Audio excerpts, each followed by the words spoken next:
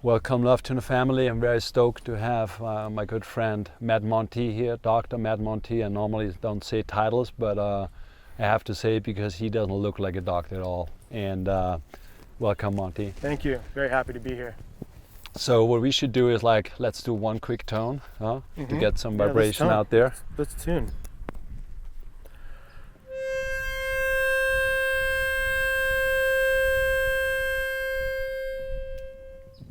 Amazing. Yeah. It's always good, right? Yep. To bring in the resonance. It is 528 hertz, just setting the tone. Exactly. Right from the beginning. Yeah. So we met exactly nearly about a year ago, right? A year ago, almost to the day. Yeah. I would say. And I was very thankful. We went to the Malibu fires.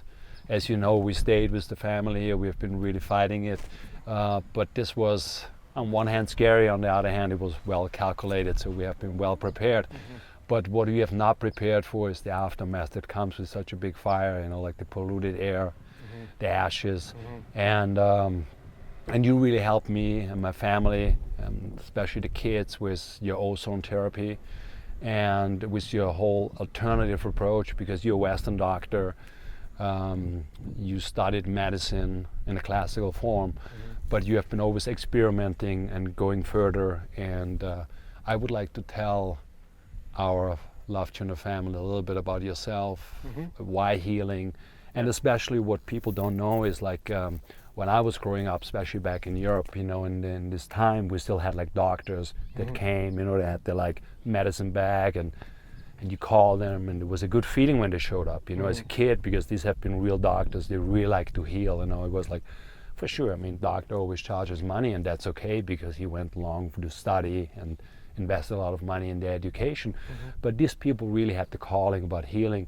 And when I saw you the first time, I could tell right away, this guy, he wants to help, he wants to heal. And just especially out here in LA area, and you go all the way around the world meanwhile, visiting people, why you have this approach? Wow, that's a good question. And it's going to be a long answer, but I'll try and keep it as short as I can. Basically, since I was a child, there was something that always came over me whenever someone was sick or injured, that I wanted to fix them. And my father, who taught me anatomy and physiology through hunting and fishing, it's kind of like the Karate Kid approach. You do all this stuff. He made me work really hard, and it was really boring, and I didn't like it at the time. But I was like, oh, there's the lesson in it. So he's teaching me all this, and at the same time, I'm the first responder to someone that gets injured, or someone that's sick. And so I can assess everything, but I really wanted to learn how to fix that, And most of it was musculoskeletal injuries, orthopedic injuries, broken bones, torn ligaments, things like that.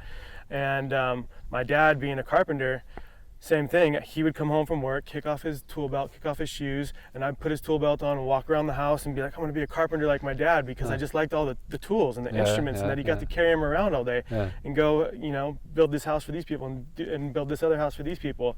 And so orthopedics was my focus the whole way, because I wasn't managing, Western medicine so much, and just it's experimental, a lot of it, because you're throwing pills at symptoms, a lot of it. When it's aside from emergency medicine, Western medicine is really a game of balancing and managing medication. So orthopedics was the only thing that really interested me, because I wanted to use all those instruments. I wanted to use those tools to fix things. If it was broken, I wanted to fix it. And so that was my answer in medical school for interviews. Going into medical school interviews, they said, "Why do you want to do this?" And I said, "I just want to fix my friends and family." And so that's basically where it came from. But I did get burnt out over time. I was 8 years in the operating room, and a lot of days I wouldn't see sunlight. I wouldn't see the sunrise or the sunset, and I was in there in a room with no windows, and fluorescent lighting, and the furthest thing from nature. And I'm an outdoorsman. It's how I was raised. It's just how it's in me. That's my spirit, and so it was killing my soul. And I wanted to figure out something else, and this is what came of it. And I can imagine, we're all watermans. You're a great surfer. You go surfing around the world.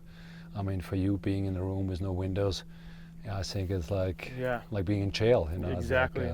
And it's not the right environment anyway for a human being to be in. I used to call it paid prison.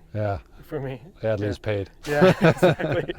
But You know, like when you showed up the first time, you brought so much stuff, and you always keep on bringing new stuff. You know, you have like people that make, you know, if it's sulfates, whatever. You have like I forgot the name of this mushroom.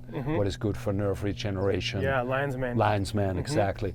So you really have like, you have people doing this like, and it's not that you buy them somewhere in China. You have people or whatever in Big Sur that grow this stuff, and it's like really homemade. You know.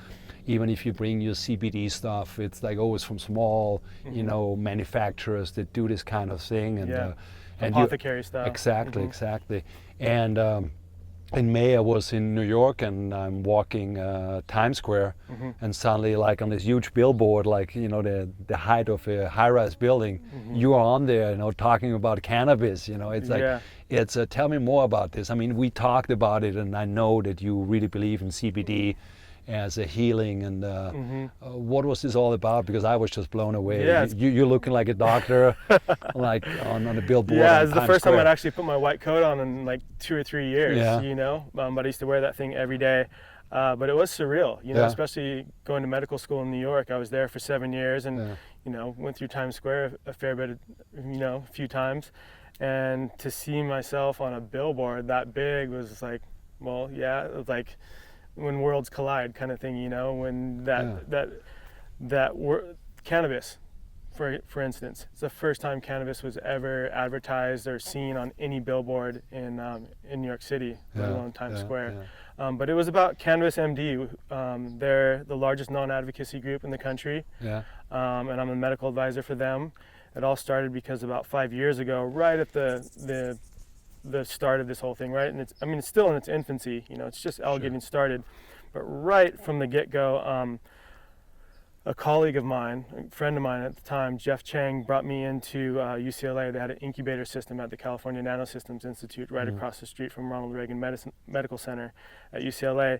And he brought me in on this, we called the CBD Research Institute at the time, you know, and we were making our own CBD, and we had a few patients, and I chose Alzheimer's at the time. We all chose a disease. One of the researchers chose autism. I chose Alzheimer's.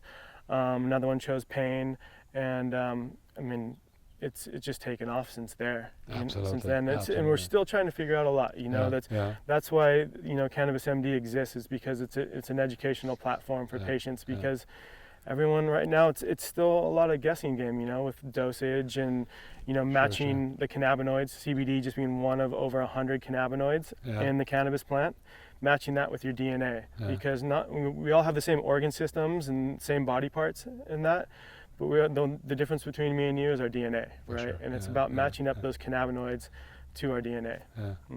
I mean, you became a Lovetuner team rider like pretty much after we met, you know, and I remember the first time you said, I need Lovetuners for my patients. And from this on, you became like a really great advocate. You know, you've been traveling all over the place and related to your sports. I mean, I know that you've been traveling with Kelly Slater. What is their reaction? You know, are these people open? I mean, everybody who's in water understands frequency. But you always send me like small videos of those guys tuning, and, you know, and I'm surfing, I'm a kite surfer, and obviously I'm an ocean man. I love to be in the water. Do they get it right away, or do we have to talk to them and explain? Most of them get it right away, because it's very nature driven, you know, frequency, especially those kind of frequencies, you know, love frequencies, miracle frequency, that's happening in the natural world, and very nature driven. So they get it, you know. Frequency in the surf world applies to waves, you know, because it's the frequency, the distance between each wave. So they get it, because I think a lot of times what the biggest determining factor and the reason why they get it is because they're just so in tune with themselves, you know, and the natural world at the same time. So it acts as a bridge for them, I find. And a lot of times with Lovetuner, I like to, you know, I travel with all these Lovetuners, and I'll give, you know, one to someone, and I'll have one and I'll tune with them. But once I leave, if they don't have someone to tune, because I really love the synergy of tuning with someone, it just creates that something that's almost indescribable. I love giving to the people. You know, I want to make sure it's either a couple or a father and a son, or a father and a daughter. Or, you know, and I just got back from Australia, and you were gracious enough to give me 20 Lovetuners, and I went down there, and I went with a group that was doing foundation training, Wim Hof breathing, Wim Hof method. Sure. Johnny Gannon, he's one of the most well-known personal trainers in Australia. A bra boy from Maroubra, you know, I don't know if anybody knows much about those guys, but they were kind of a surf, I wouldn't call them a gang, but more of a community of, you know, that came together and really fought for what was right in the beaches in Sydney. But anyway, he does training every morning. It's a pretty cool atmosphere. But I brought Lovetuners, and I think I really surprised a lot of those Australians. You know, they're I think it softened them a little bit. I wouldn't call Lovetune softening people, but I just got everybody on the right frequency. Like, what's this? You know, what's this thing? Like, you know, they say when somebody's kind of out there a little bit too airy fairy, they say off with the fairies. And so I gave them my disclaimer, well, off with the fairies disclaimer, and I said, hey, you guys, you know, Kelly's doing this, you know, Johnny's doing this, and everyone was so open to it, and they were very grateful. At the end of the day, they were all just, thank you. They couldn't believe it. We all tuned together, and there must have been 12 of us. It's so crazy because we get like a lot of videos sent, you know, from surfers who use it. I mean, we have the guy who surfed the biggest wave in Nazareth, like a couple of years ago, you know, Gerd McNamara, and he's using it, and it's so funny because some of them I know, and also Fernando Staller, he's a long distance stand-up paddleboard guy. He's a free diver. He's from Saulita, and now he lives, I think, in Bora Bora. He's traveling back and forth, but he goes always to the nicest places. He surfs Jopo and so on, and he holds the record right now with 1 minute 21 second exhale. What is crazy, because like holding the breath for 1.5 minutes, it's okay. Everybody should do this who surfs, and even longer. But to really exhale, that's a long one. And it's just for me, it's always beautiful to see this, you know, because we don't want to have like Lovetuning be a competition, because everybody should do it on a comfort level, but give it to a surfer, a waterman, and put it in, and it doesn't stop, you know. And then also you have people like what we have, and then they start tuning, and they start like whatever, exhale 15 seconds, 20 seconds. And then they say, wow, I'm doing it for 38 seconds, and then a year later it's nearly a minute, you know. It really improves your lung volume, you know, and it's and this exhale, what we all know, it's like this disconnect of the parasympathicus and the sympathicus that gives you this feeling of relaxation. And coming back to cannabinoids, you know, it's a lot of people, and especially from South America, where we're creating a big following right now. And my Spanish is not that great, but they always say, de fumar marijuana, you know, because they don't know what it is, and they see the people doing it on a video and having a smile, and then, you know, other people educate them, no, it's the love frequency. No smoke involved with this one. No smoke, and not needed, you know, it's like, it's just doing this job. But where do you see like this parallel thing? Because I heard this a lot from the cannabis world. Lovetuning resonates a lot with people who smoke, you know, like because they really get this instant release when they tune. Well, the only thing that I can think of is there's got to be a correlation between the frequency of cannabis plant and the love frequency. You know, 528 hertz, there's got to be some kind of correlation. Before I came here today, I was looking at the different frequencies of the organs in our body. You know, our adrenals are very close to 528 hertz. You know, heart is up there with it. Circulation, our vascular system, those are the three that are very close to it.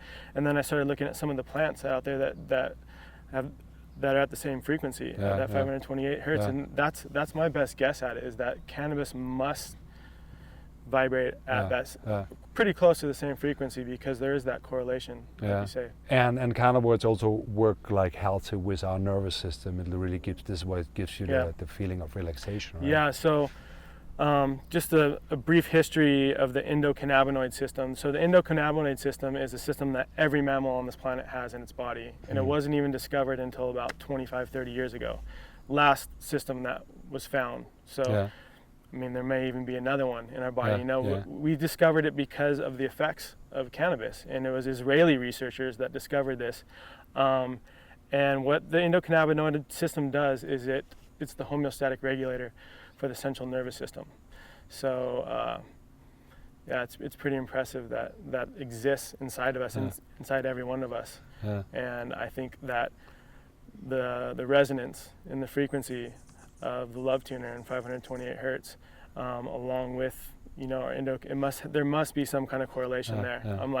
I'm thinking out loud right now. Yeah, I know, absolutely. I mean, it makes total sense. I'm excited to dive into it after this. Yeah. You told me that sometimes you come to people that have never seen you, and you come with a very alternative program, and even if most of the stuff is referral, because you don't do advertise. I mean, you're like more or less everybody say, oh, I have this guy, can really help you, and so it goes on and on, word of mouth, and people are really, really happy with your work. But you told me sometimes you come into somebody, because you come to somebody's house, it's very different, there's no waiting room with you. There's actually like, you show up like in the good old days, people are excited, but on the other hand, you're intruding to like a private home. And you told me, you always, you have a good chat, you're a very humble guy, you're great looking, so people are happy to see you. But you told me that when you started like with the love tuning, you tune with people you never met before, and there's an instant, understanding. I mean, it's just like what you told me. I mean, I know how it works because this is why I do Lovetuner, but it saves a lot of words, right? It does, and it's beyond words. What happens? Like I can't really explain it other than it just really sets the tone straight away. Everybody's right there on the same page. It sets the tone, and we're right there on the same frequency from the get-go. Absolutely, absolutely. So, what can people expect when they got a treatment? I mean, I really would like to tell our audience more about you, because I think you are growing around the world. You are very progressive. You're traveling. I think the next thing goes up to Canada, Vancouver, Whistler. So you're already like completely booked. I saw your Australian schedule. It was just like insane. Normally it takes 10 people, but you're fit. You can do this. But your plan is actually to start more and more operations around the world, to kind of like franchise this out. Like you give the people the knowledge. So where are you going with this? So. Right now, I never saw it growing this fast. I've only been doing it for just over a year. It meaning functional medicine, but more so than that, bringing treatments to the home. Basically doing house calls and treating people in the comforts of home. Because it came from, I had been in Thailand doing a stem cell training 6 years ago, and during that training, people were coming there from Australia for their medical holiday. And from here, from California especially, we go down to Mexico for our medical holidays, but they're usually pretty stressful environments. Like Bangkok and Tijuana are not holiday destinations, so it's like you come out from a procedure and you're in one of the most stressful environments that's not conducive to healing. So that made me think about, well, what's the most conducive place for healing? To this treatment. I'm like people's homes. I'm like, I could create a beautiful clinic, a warm, inviting place, but that's different for everyone. So. For me, that's where it came from, and that's how it got started. And now it's kind of developed into, I guess you can call it franchise, for lack of a better word. I got approached last time I was just in Australia to open this clinic. We're not opening until March, but when I was there in April, I got approached by some people that I had treated, some patients of mine, and said this really helped me.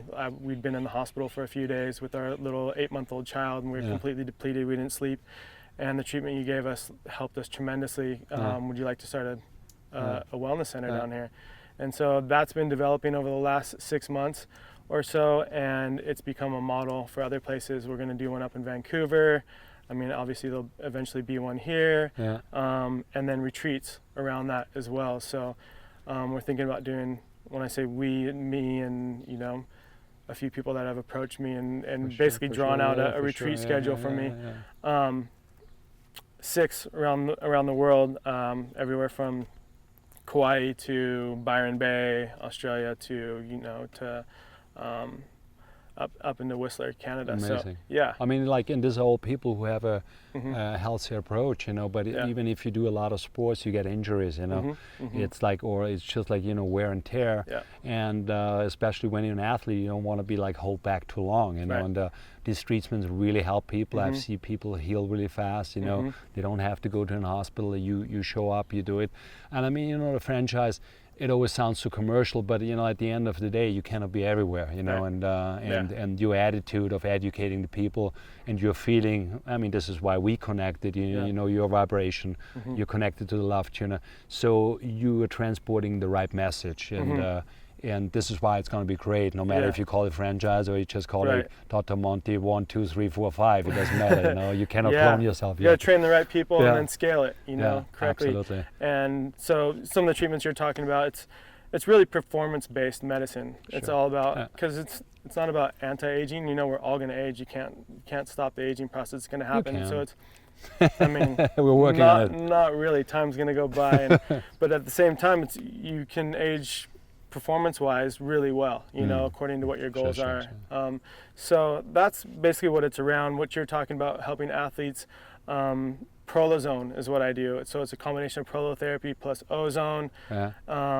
It's, you know, for years, for almost a decade, I did cortisone injections every day. So thousands of cortisone injections, you know, which we both know is a temporary Band-Aid, and a lot of times can cause a lot of harm. You know, it's just masking the pain.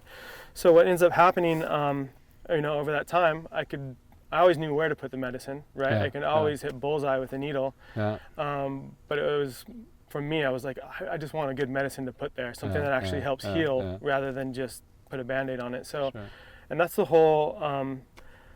That's the whole concept behind functional medicine. It's getting to the root cause of disease rather than treating symptoms. So with prolozone, prolotherapy plus ozone, the prolotherapy part of it is a homeopathic blend of things that stimulate collagen production.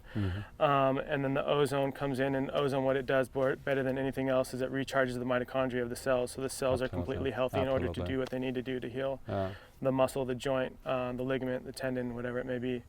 But also do IV ozone treatment.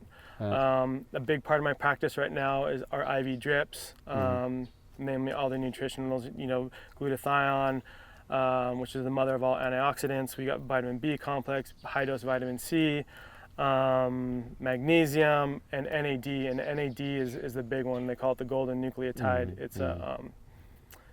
It's an acronym for nicotinamide adenine dinucleotide. It's a coenzyme of vitamin B3, which is niacin. Okay, and it's touted as an anti-aging drug, but all it is, I'm not going to downplay it. It's awesome.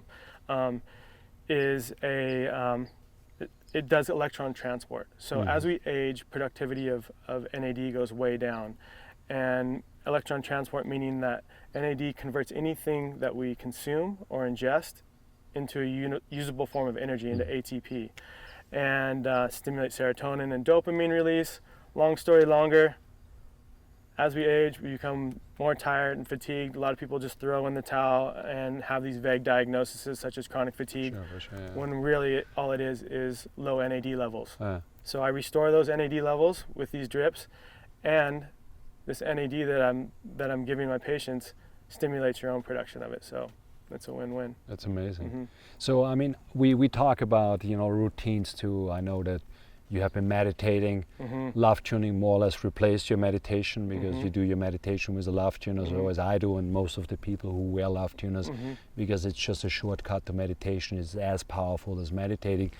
But we talked about ice baths. I'm doing ice baths since years and years, before it even was fashionable. You even did the Fraunhofer breathing treatment. But tell the people about ice baths and how you combine it with the tuning, because that's actually an interesting thing, you know. So my morning routine for the last, since I met you and since I had my first Lovetuner, was wake up, straight into love tuning, and then straight into my breath work, and then from there a workout, and I have various workouts that I do, and then ice bath, right? Just recently, just in the last probably month, I started love tuning while I was in the ice bath, because I noticed, you know, I slow my breath down. That's what I was, when I'm coaching people through the ice bath, it's like slow it down, long, drawn out, you know, 30-second breaths in and out. And so I started using it with some of my patients and friends, and everyone swears that that's how they're able to get through those moments where your parasympathetic nervous system is telling you to fly, you know? It's like you're fighting it. But I wouldn't even call it fighting it. It's almost like you're accepting it and you're tuning with the tuning. And you get on what I recognize is like you go in a really steep state of meditation, because even if I know you have been in the ice bath 100,000 times, I have been doing this not only for injuries but just for maintenance of the body, and I have seen with the tuner, and I always watch the clock, you know, that I have an idea how long I stay, and sometimes I stay really long. But at the times where I tuned, sometimes I really come out of the ice bath and say, holy moly, you know, like I was gone. Like you have this interruption, like the first like 2-3 minutes, you can like, you consciously know that you're breathing to the tuner in the ice bath, and then you look at the end and say, oh, I cannot recall those 6 minutes in between because you're really gone. And it's and this is really powerful. That happens with the breathing as well. You kind of get lost in the abyss. Absolutely, you know? And there's one thing what I really want to touch at the very end of our nice conversation. Very early you started, like, you know, prescribing Lovetuners.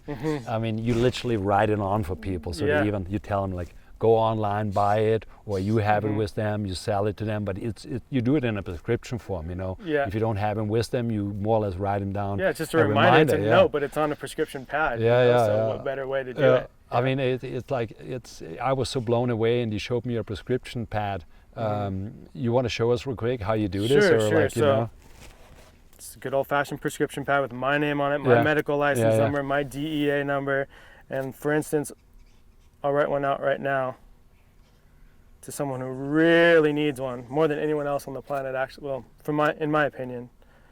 So, Lovetuner, 528 hertz.